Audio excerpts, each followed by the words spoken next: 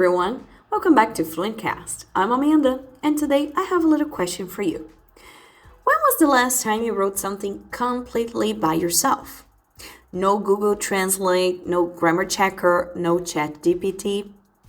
If your answer is, I can't remember, then you're not alone. Artificial intelligence, AI, is everywhere now. It's helping us write emails, correct grammar, translate texts, and even make entire essays or social media posts in seconds.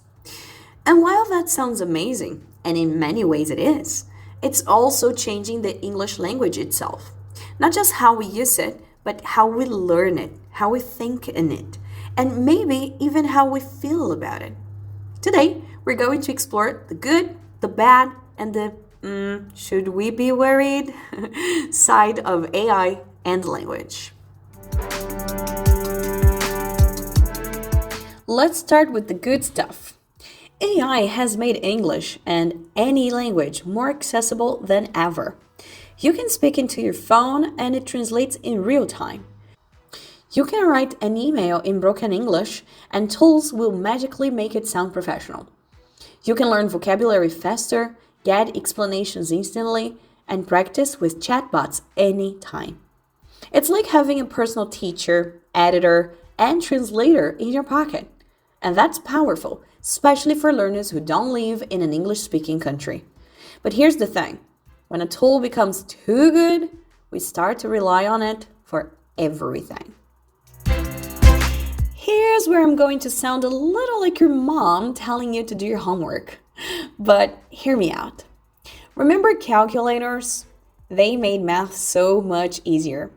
But now, a lot of people can't do simple multiplication or division without one. The same thing could happen to language. If we let AI always fix our English, we might stop learning how to fix it ourselves. If we always let AI write our messages, we might forget how to express ourselves naturally. It's not that using AI is bad. It's that only using AI can make us weaker at the skill we're trying to improve. And here's the scary part. You might not even notice it's happening until you try to write or speak without the tool. And suddenly, you can't find the words. Now, let's zoom out and look at the bigger picture. AI doesn't just help us write. It also influences what we write and how we write it. Think about it. Large language models, like the one you're probably familiar with, are trained on massive amounts of existing text. That means when they generate sentences, they're pulling from patterns they've seen before. Over time, this can create a kind of AI English style. Polite, formal, a little too perfect, and sometimes a little boring. If more and more of the text we read online is AI generated, we might start to copy that tone without even realizing it. We could lose some of the messiness and personality that makes human communication so interesting.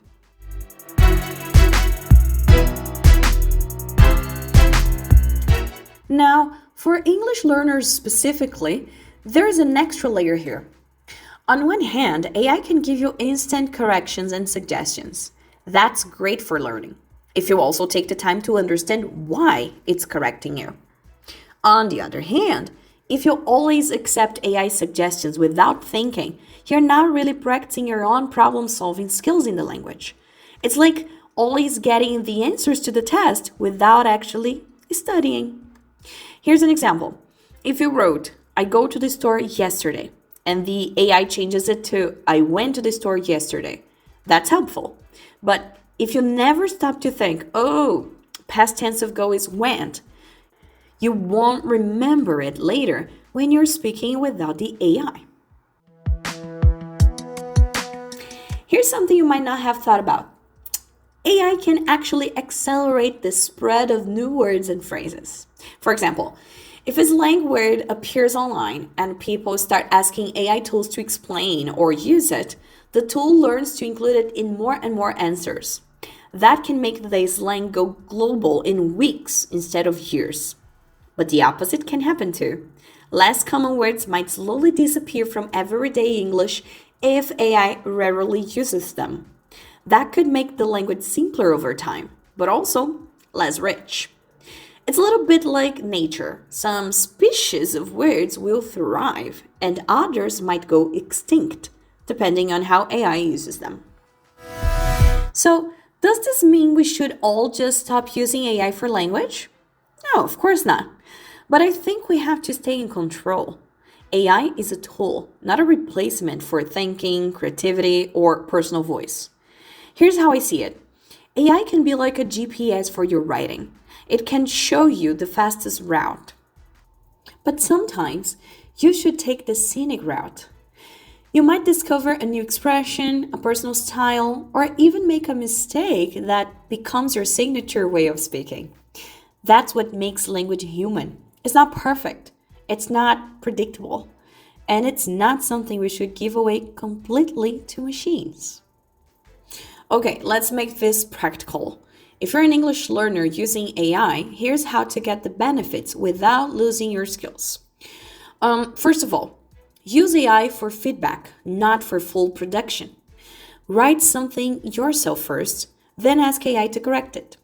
Compare your version and the AI's version. See what's different and why it's different. Second, limit your dependence. Try writing short texts, emails, or journal entries completely without AI at least once a day. Another thing is to keep your voice. If AI changes your sentence in a way that feels too formal or not you, don't be afraid to keep your original version. And finally, ask for explanations. When AI corrects something, ask why. That's where the learning happens. If you do that, AI can be your partner, not your crutch. So, will AI completely change the English language? Honestly, yes, it already is. But whether that change is exciting or scary depends on how we use it. We can let AI make our language flat, predictable, and dependent. Or we can use it to learn faster, explore more, and still keep our human creativity alive.